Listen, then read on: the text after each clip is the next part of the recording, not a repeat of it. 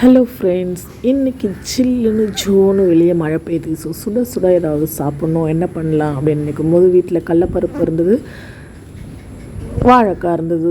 கடல மாவை தேடி பார்த்தா காணோம், என்ன பண்ணலாம் அப்படின்னு. சரி, இதை வச்சு ஒரு பஜ்ஜி செய்யலாமே அப்படின்னு ஊற வச்ச கடலைப்பருப்பு மிக்ஸி ஜாரில் காஞ்ச மிளகா, உப்பு, பூண்டு, இஞ்சி, கொஞ்சமாக சீரகம் எல்லாம் சேர்த்து குறகுறப்பாக அரைச்சிட்டு இப்போ கட் பண்ணி வச்ச வாழைக்காவை நம்ம அரைச்சி வச்சுருக்க மாவில் துவச்சி நல்லா சூடாக இருக்க எண்ணெயில் எடுத்து போட போகிறோம்.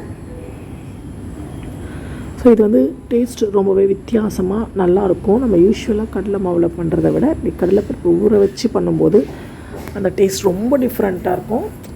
டேஸ்ட் வந்து ரொம்ப ஹைலைட்டடாக இருக்கும். கண்டிப்பாக ஒரு தடவை ட்ரை பண்ணி பாருங்கள். இப்போ நல்ல மாவு ஃபுல்லாக வாழைக்காய் ஃபுல்லாக அப்ளை ஆகிற மாதிரி பிசைஞ்சிட்டு அதோட கலந்துட்டு அதுக்கப்புறம் நல்லா எண்ணெயில் போட்டு பொரிச்சு எடுத்துடலாம். ஸோ எண்ணெய் நல்லா காஞ்சிருக்கு.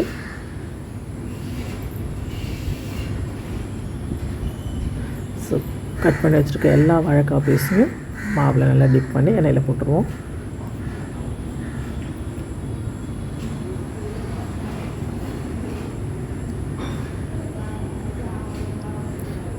இந்த எண்ணெயில் பொரிய வர்றதே ஒரு தனி அழகு தான். இல்லை, நல்லா ஒரு பக்கம் ஃப்ரை ஆனதுக்கப்புறம் திருப்பி விடலாம். ரெண்டு பக்கமும் நல்லா கோல்டன் கலராக வர வரைக்கும் ஃப்ரை பண்ணி எடுத்துப்போம். ஏன்னா உள்ளே இருக்கிற வாழைக்காய் நல்லா வேகணும். வெளியும் கொஞ்சம் நம்ம கடலை மாவோட கம்பேர் பண்ணும்போது இந்த வந்து கொஞ்சம் திக்கான கன்சிஸ்டன்சியோடு இருக்கும். ஸோ கொஞ்சம் நல்லா வேகணும், கொஞ்சம் டைம் எடுக்கும். பட் டேஸ்ட் ரொம்ப அட்டகாசமாக இருக்கும். ஸோ இப்போ நல்லா ஃப்ரை பண்ணியாச்சு. இதை எடுத்து அப்படியே சுட சுட சில் கிளைமேட்டுக்கு சூடான ஸ்நாக்ஸ் சாப்பிட போகலாம். ரெடி, நம்மளோட கடலைப்பருப்பு பஜ்ஜி ரெடி. சாப்பிட நான் தயார், நீங்கள் தயாரா? பாய் பாய்.